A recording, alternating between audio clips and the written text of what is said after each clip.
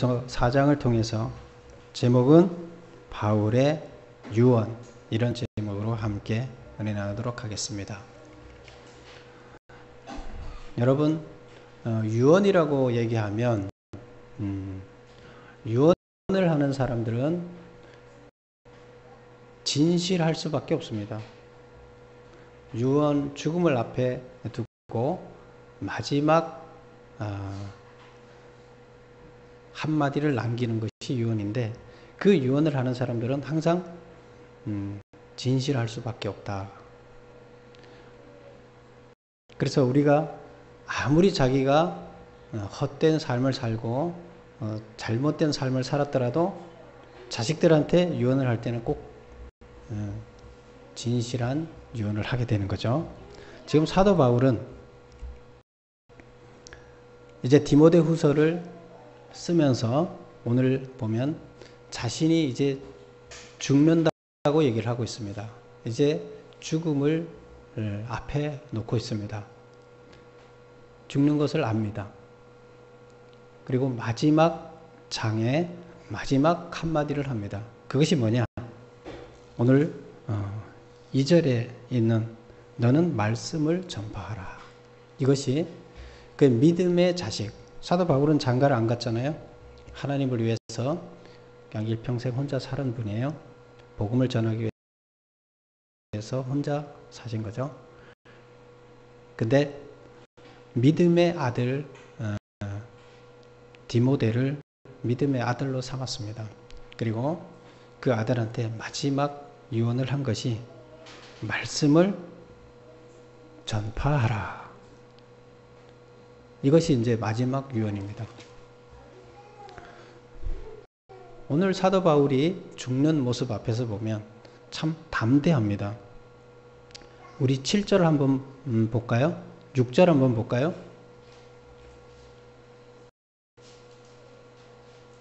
전제와 같이 내가 벌써 부어지고 나의 떠날 시간이 가까웠도다. 전제와 같이 내가 벌써 부어지고, 전제라는 게 뭔지 기억나세요? 전제는 우리 구약시대에, 지금 신약시대는 우리가 예배를 대체하지만 구약시대는 이런 예배가 아니라 양을 잡아서 그 양을 드렸어요. 그리고 양을 번제단에 해서 태워서 드리는 이런 제사를 지냈습니다. 근데 그런 제사를 지낼 때 양을 잡아서 놓고 거기에 포도주를 태우기 전에 포도주를 부었어요. 그리고 나서 그걸 태워서 하나님한테 올려드렸습니다.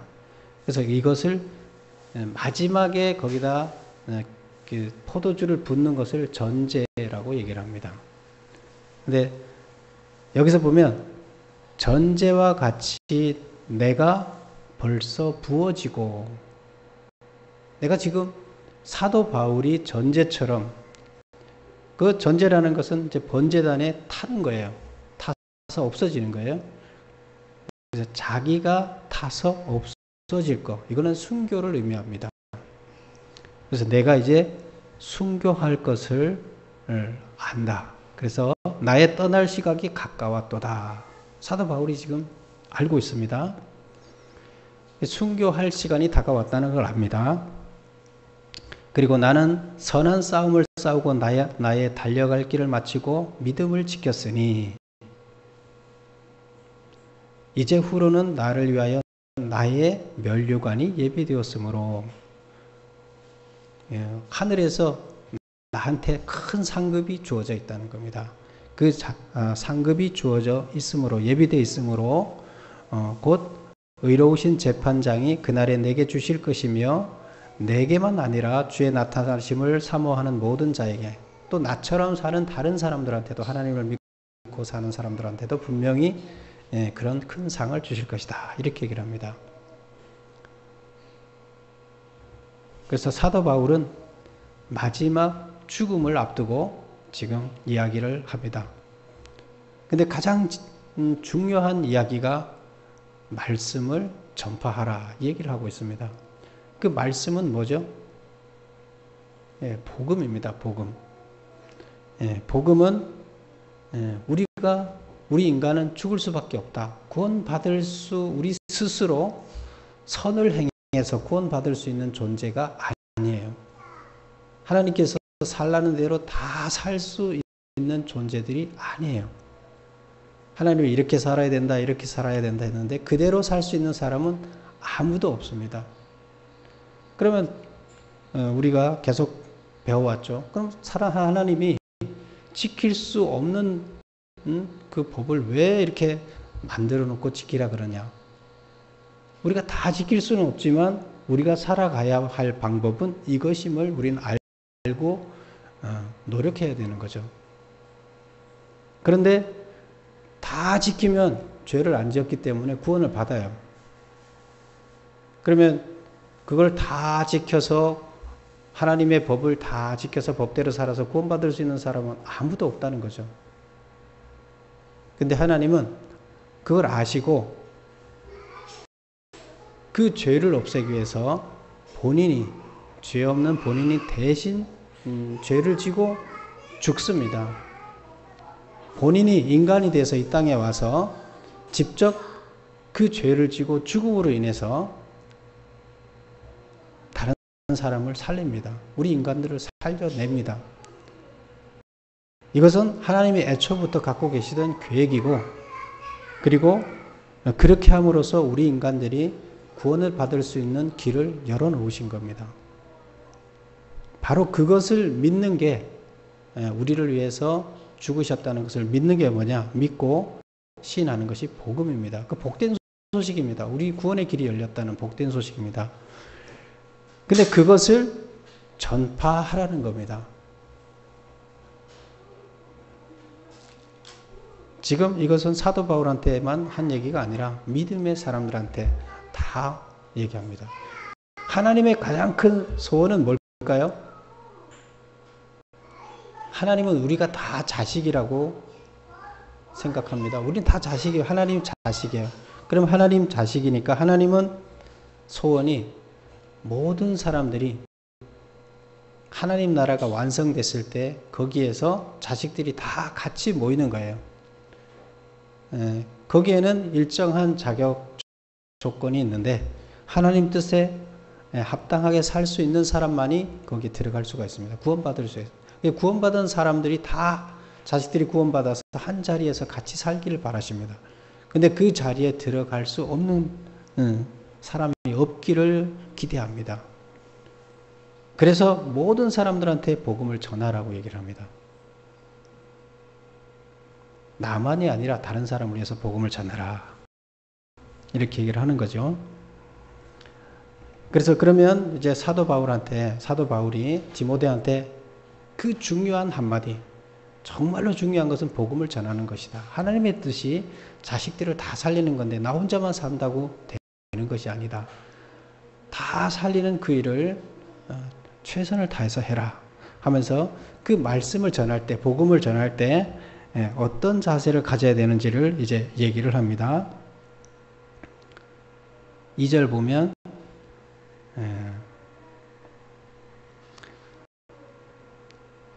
사람들에게 힘써 전파해야 된다. 때를 얻지 못하든지 항상 힘쓰라. 이것은 힘쓰란 얘기는 최선을 다해서 전파하라. 힘써 전하라. 이것은 할 수 있는 최선을 다해서, 디모데야, 너가 할 수 있는 최선을 다해서 복음을 전해라. 그래서 사람들을 구원해내라. 이겁니다. 그 다음에 두 번째, 경책해야 된다. 이런 말이 있죠. 오래 참음과 가르침으로 경책하며. 경책한다는 게 뭘까요? 경책한다. 이것은 실수와 허물을 깨닫게 해주는 겁니다. 그 책망하고 그를 질책하고 바른 말을 해줘서, 그래서 실수와 허물, 잘못된 것을 잘못됐다는 것을, 그가 살고 있는 것이 잘못됐다, 생각하고 있는 것이 잘못됐다는 것을 알려주라는 겁니다. 그래서 그것이 경책입니다. 그래서 복음을 전할 때 이것이 잘못됐다는 것을 가르쳐줘야 된다. 주로 어떤 사람들을 얘기할까요? 이단. 이때 당시에 영지주의 이단들이 득세를 하고 있는데 그들은 잘못된 것을 지금 믿고 있었죠. 구원의 길로 가지 못하는 것을 믿고 있었죠. 근데 그들한테 그것을 가르쳐 줘야 된다. 그게 경책입니다. 그 다음에 뭐가 나오죠? 경책하며 경계하며. 경계하라는 것은 사람의 범죄에 대해서 경계해야 된다 이런 말인데 엄하게 징계해야 된다. 잘못된 것은 잘못된 거에 대해서 징계를 해야 된다. 예를 들어서 이런 거였어요. 이때 당시에 교회에 들어와서 교회에서 퍼뜨리지 말아야 할 안 좋은 풍습을 교회에다 퍼뜨립니다. 그리고 다른 사람의 믿음을 다 떨어뜨리는 행동을 합니다. 이럴 때 하나님은 이런 사람들을 어떻게 하라 그랬냐면 징계하라 그랬습니다. 출교를 시키라 그랬어요. 교회에서 쫓아내라 그랬어요. 그래서 출교를 시키는 목적이 영원히 그가 지옥 가라고 출교시키는 것이 아니라 깨닫고 다시 자기가 잘못됐다는 것을 깨닫고 돌아올 수 있게끔 출교를 시키라고 이렇게 얘기를 했습니다. 그래서 여기서 경계하라 이 얘기는 엄하게 잘못된 거에 대해서 출교시킬 사람들은 교회에서 내보내라는 겁니다. 다른 사람들을 보호하기 위해서. 그 다음에 보면 마지막에 권하라, 경계하며 권하라 이렇게 돼 있어요. 사람들을 권해야 한다. 잘못된 성도들을 징계만 해서는 안 되며 사랑의 정신으로 위로하고 권면해야 된다. 그래서 결국에는 구원하기 위한 거기 때문에 그들한테 징계를 하고 깨닫게 해주고 잘못을 지적하고 하더라도 거기에는 뭐가 있어야 된다? 권하라. 사랑이 있어야 되고 그들을 구원하기 위해서 결국 그것을 해야 된다는 거예요. 우리가 자식을 교육시킬 때 매를 들어야 되죠. 혼낼 때 혼내야 되죠. 잘못한 건 잘못했다고 해야 되죠. 바로 그 얘기입니다. 여기서 보면 그런 부분에 대해서 그러나 그 안에는 항상 사랑이 전제되어야 돼요. 자식들이 압니다. 먼저 그걸 사랑으로 혼을 내는지 사랑으로 혼을 내지 않는지 먼저 우리가 느낄 수가 있어요. 그래서 잘못을 지적하더라도 반드시 그 안에는 사랑이 포함되어 있어야 된다. 이런 얘기입니다. 그렇게 했을 때 하나님의 말씀을 전했을 때 그 하나님의 말씀이 효과가 있다는 겁니다. 그리고 전파가 되는 거고 그들을 구원할 수 있는 길로 인도할 수 있다. 이런 얘기입니다. 그 다음에 5절을 보면 이렇습니다. 그러나 너는 모든 일에 신중하여 고난을 받으며 전도자의 일을 하며 내 직분을 다하라. 이렇게 나옵니다. 그러면 여기서 이 얘기는 그 앞전에 3절에서 이어지는 얘기인데 3절 보면 무슨 얘기가 나오냐면 때가 이르리니 어떤 때가 이르느냐 사람이 바른 교훈을 받지 아니하며 귀가 가려워서 자기의 사욕을 따를 스승을 많이 두고 이게 이단을 따르는 사람들을 얘기합니다. 어떤 때가 이르느냐 바른 교훈을 받지 아니한다. 그래서 이단의 교훈을 받아들이는 사람들이 많다. 그리고 귀가 가려워서 자기 사욕을 따를 스승을 많이 두고 뭔가를 많이 배우려고 하는데 자기 사욕을 채울 수 있는 스승들을 많이 둔다. 결국 자기 이기적인 것을 위해서 막 받아들인다는 거예요. 그래서 이것들은 주로 이단을 얘기합니다. 이단의 영지주의를 얘기하는데 이런 일들이 많이 일어날 것이다. 그러나 반대로 너는 반대로 해야 된다. 어떻게 해야 되느냐? 모든 일에 신중해야 된다. 신중하라는 얘기는 근신하라 이런 얘기인데요. 스스로 정신을 차려 말을 자제하고 침착함을 유지하라. 이단들이 득세를 하고 이럴 때 복음을 전하는 자들은 어떻게 해야 되느냐? 침착해야 된다. 항상 기도하면서 하나님께서 인도하기를 바라고 올바른 것을 교회에 와서 이단들이 많은 것을 퍼뜨리고 있지만 영지주의가 퍼뜨리고 있지만 거기에 넘어가지 않고 올바로 교육을 해야 된다. 그래서 이때 근신하라. 그래서 신중하라가 근신하라 이런 얘기인데 침착하라 이런 얘기입니다. 그 다음에 고난을 받으며, 고난을 받으라는 얘기는 하나님의 복음을 올바로 전하는 자다. 올바로 전하다 보면 항상 고난이 올 수밖에 없다고 했습니다. 왜? 이 땅에는 마귀가 지배하고 있고 마귀가 지배하고 있는 땅에 하나님의 복음을, 하나님의 깃발, 마귀의 땅에 하나님의 깃발을 꽂는 일이 있기 때문에 거기에는 반드시 고난이 따르게 되고 고난이 없이는 그 땅을 하나님 나라로 만들 수가 없어요. 어떤 사람을 믿음의 사람으로 바꾸는데 그 사람 안에 하나님의 깃발을 꽂는데 다른 깃발을 빼고 하나님 깃발을 꽂는데 그냥 되겠어요? 될 수가 없습니다. 성경에 보면 내가 이 땅에 평안을 주러 온 줄 아느냐? 나는 이 땅에 불화를 주러 왔다. 이런 얘기를 합니다. 무슨 얘기일까요? 네, 그 얘기가 바로 그런 얘기입니다. 마귀의 땅에 와서 전쟁을 해서 하나님 나라로 바꾸겠다는 얘기예요. 마귀가 지배하고 있는 땅을 하나님 나라로 바꾸겠다. 여러분들의 각자 마음이, 인간들의 마음이 마귀가 지배하고 있는데 그것을 하나님 나라로 바꾸겠다. 이겁니다. 그러면 거기에 전쟁이 없이 되지가 않죠. 그래서 평안을 주러 온 것이 아니다. 불화를 주러 왔다. 이런 얘기를 합니다. 그게 바로 그런 의미입니다. 그래서 우리는 하나님의 복음을 복음을 전할 때는 거기에는 반드시 고난이 따르고 하나님 사람으로 변할 때는 반드시 고난이 있습니다. 그런데 그 고난을 피하면 어떻게 돼요? 변화가 안 되는 거예요. 깃발을 꽂을 수가 없습니다. 그래서 복음을 전하는 사람들은 항상 고난을 당하게 되어 있는데 피하지 말고 달게 그 고난을 받아내라는 겁니다. 사도 바울이 얼마나 고난을 받았습니까? 그래서 고난을 통해 세상의 불의를 이기고 그리스도의 사역에 동참해야 된다. 이런 얘기입니다. 그리고 나서 이어지는 얘기는 전도자의 일을 하며, 전도자의 일을 하라. 복음을 전파하는 사역을 멈추지 말고 계속해라. 그 다음에 내 직분을 다하라. 이렇게 얘기를 했는데, 그럼 내 직분을 다하라는 얘기는 뭐냐? 사역자로서 설교하고 가르치고 봉사하는 일에 최선을 다해라. 다하라. 이 얘기는 최선을 다하라. 이런 얘기입니다. 그래서 이것이 다 뭐예요? 무슨 얘기를 지금 하는 거예요? 하나님의 말씀을, 복음을 전하는 자가 이단 사상이 득세할 때 그 세상에서 어떻게 우리가 처신해야 되는지를 이야기하고 있습니다. 사도 바울이 디모데한테 했던 얘기는 곧 우리한테 한 얘기나 같은 얘기입니다.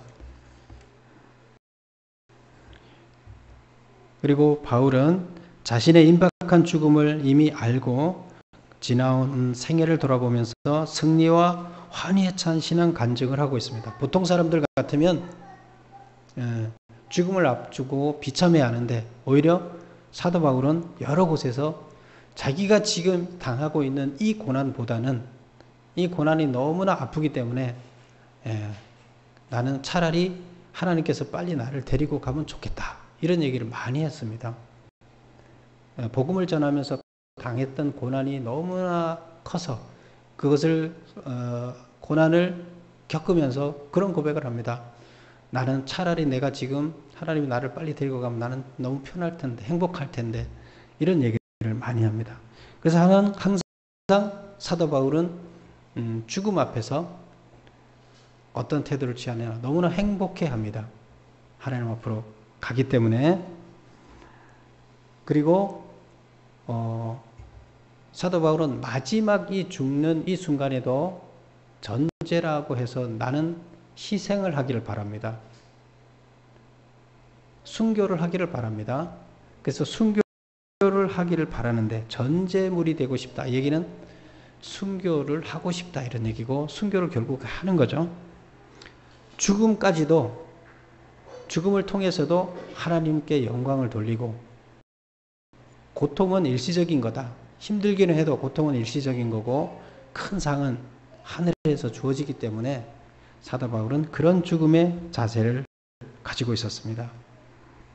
그래서 사도 바울은 죽음에 대해서 두려워하지 않고 죽음을 극복한 사람입니다. 왜 그랬을까요? 구원의 확신이 있기 때문입니다. 그리고 하나님께서 반드시 내가 지금까지 한 것에 대해서 그냥 두지 않고 내가 한 고난, 내가 하나님을 위해서 일한 것에 대해서 반드시 하나님께서는 대가를, 상을 주실 거라는 것을 알고 있었기 때문이에요. 하나님은 상을 주실 때 인간들의 칭찬을 다 받고 이 세상에서 이미 누릴 것 다 누린 것, 상은 이중으로 주지 않는다 그랬어요. 그래서 정말로 하나님 상을 받고 싶으면 아무도 모르게 사람들한테 칭찬을 받지 않고 선을 행해라. 그랬을 때 이 땅에서 칭찬받지 않은 것에 대해서 하나님께서는 후하게 상을 주신다. 이렇게 일합니다. 그 사도 바울은 그가 생명 한 사람 한 사람을 구원해내는 거기에 대한 큰 상을 받을 걸로 확신을 하고 있습니다. 무슨 상이 제일 클까요? 하나님께서 우리한테 줄 때 사람을 구원해낸, 복음을 전해서 한 사람의 생명을 하나님 앞으로 인도한 상은 이 세상의 어떤 상보다도 하나님께서 주시는 다른 어떤 상보다 가장 큰 상입니다. 그래서 사도 바울은 거기에 하나님 뜻이 가장 중요한 뜻이 그거기 때문에 거기에 하나님 뜻에 따라 올인한 거죠. 죽음은 그리스도로 말미암아 성도들이 소유한 영생의 기쁨을 소멸시킬 수 없다. 내가 영생하는데 구원받았다는 거의 기쁨을 죽음이 어떻게 그 기쁨을 없앨 수가 있느냐? 없앨 수 없다는 겁니다. 전제와 같이 내가 부어지고 라는 말은 무슨 뜻이었느냐? 전제란 하나님께 드리는 어린 양을 제단에 올려놓고 불사르기 직전에 제물에 포도주를 붓는 것을 말한다. 바울이 자신의 임박한 죽음을 예견하고 남은 생명을 산 제물로 바치겠다는 의지를 표현한 것이다. 마지막까지 자기 죽음까지도 자기 죽음을 보고 많은 사람들이 하나님을 믿을 수 있으면 그러면 좋겠다. 죽음까지도 하나님께 드리겠다 이런 뜻입니다. 그 다음에 8절을 보면 이제 후로는 나를 위하여 의의 면류관이 예배되었다. 그래서 의의 면류관이 예배되었다 이렇게 되어 있는데요. 면류관이란 구원이 전제된 것으로 하나님의 뜻에 끝까지 순종했던 바울에게 주어지는 하늘 보상을 가리킨다. 우리는 가끔 상이라 그러면 상 안 받아도 되지 꼭 상을 받아야 돼 이렇게 생각을 합니다. 그런데 지금 성경에서 나오는 여기서 상이라는 것은 이 상이 보면은 무슨 면류관 이렇게 얘기를 하는데 이 상이라는 것은 우리가 이 땅에서 받아도 되고 안 받아도 되고 그런 종류의 상이 아니고 그 광채가 하나님이 씌워준 그 상의 면류관 그거를 이제 머리에 쓰게 되는데 그 광채가 하나님의 빛이셔요. 그리고 하나님의 그 빛 앞에 가면 아무도 그 앞에서 그 절대적인 빛 앞에 굴복하지 않을 수가 없어요. 그 빛은 진리며 그 빛은 하나님 자체예요. 그래서 그 빛이라는 건 대단한 힘과 모든 것을 꿰뚫어 보는 능력이 있습니다. 근데 여기서 면류관을 씌워졌을 때 우리한테는 하나님의 빛이 다른 사람한테 없는 하나님의 빛이 그 면류관 안에 포함되어 있습니다. 그래서 하나님의 영광의 일부를 그 사람한테서 빛으로 나타나게 됩니다.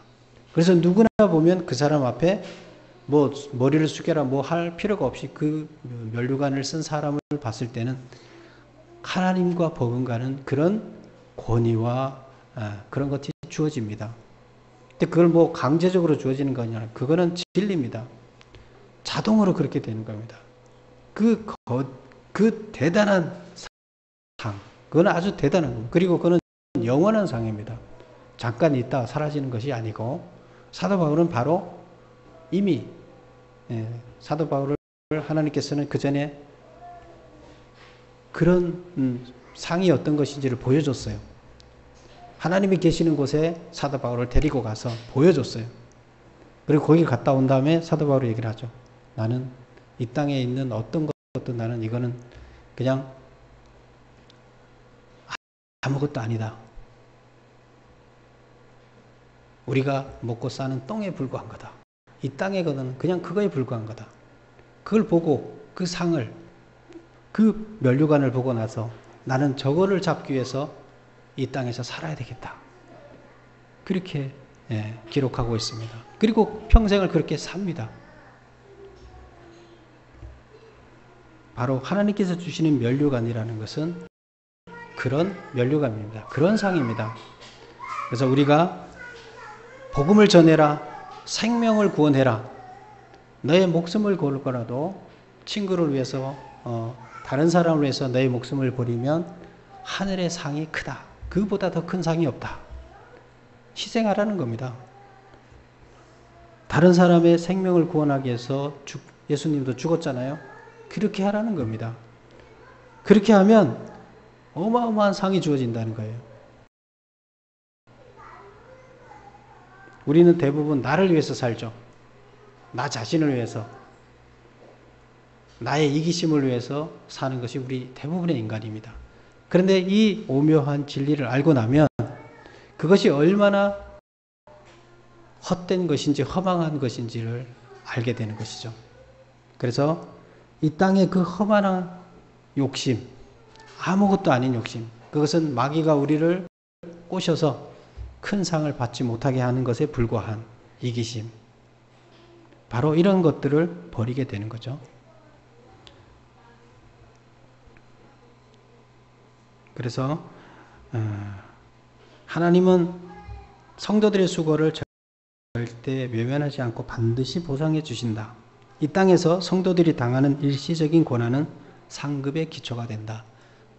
뭐가 상급의 기초가 된다고요? 고난입니다. 어떤 고난?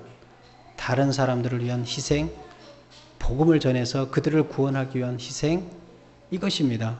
이것이 결국 큰 상급의 기초가 되는 거예요. 상급을 주는 조건이 그거예요. 근데 우리는 그 고난을 계속 피하죠. 피해서 다니죠. 어떻게 하면 좀 그 고난을 피할까 생각을 하는데, 사도 바울은 계속 그렇죠. 고난 피하지 말고 고난을 달게 받아라. 그 고난이 결국 상급이다. 이렇게 얘기를 하는 거죠.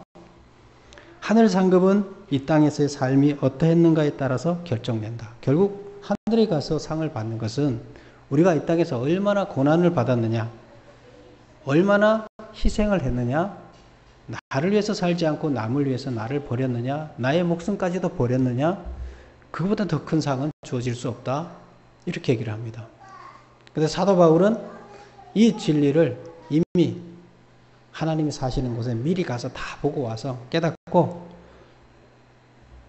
그대로 살면서, 그리고 확신을 합니다.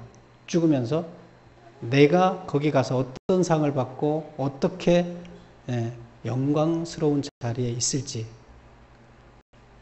그래서 이 땅의 고난은 잠깐인데 그 잠깐의 고난을 통해서 나는 그 큰 행복을, 소망을 갖고 있습니다. 그래서 행복해 합니다. 이렇게 행복하게 죽음을 맞이하는 사람은 거의 없죠. 사도 바울은 그 죽음을 너무나 행복하게, 순교를 너무나 행복하게 받아들입니다. 그래서 지금 무슨 얘기를 하는 거예요? 디모데한테 너도 나처럼 그렇게 고난받으며 복음을 전하고 희생해라. 그렇게 해야 결국 상을 받을 수 있다. 그 얘기를 유언으로 남기는 거예요. 내가 지금 한 것처럼 너도 지금 그렇게 해라. 이게 내 마지막 유언이다. 왜? 썩어질 거 아무것도 아닌 것을 위해서 그렇게 헛되게 하지 마라. 오로지 진짜를 위해서 인생을 걸고 싸워라. 그게 지금은 힘든 것 같지만 그건 대단한 영광이다. 이렇게 얘기를 합니다. 여러분들은 어디에 여러분 인생을 걸었습니까? 진짜가 뭔지, 대단한 상이 뭔지 감이 안 왔죠. 감이 오면 아마 사도 바울처럼 살 거예요. 누구나 그렇게 될 겁니다. 그래서 우리는 사도 바울이 왜 그렇게 살았느냐, 왜 이렇게 죽으면서도 행복해 하느냐, 그리고 친자식한테도 고난 당하면서 나처럼 이렇게 힘들게 이 땅에서 고난을 감내하면서 복음을 전하라고 얘기하느냐, 그것은 대단한 영광이 주어지기 때문입니다. 하나님의 큰 상이 주어지기 때문입니다. 그런 소망을 갖고 우리는 살아야 되겠습니다. 그런 소망을 갖고 우리는 복음을 전해야 되겠습니다. 여러분 모두 그런 자가 되기를 축원합니다. 기도하겠습니다.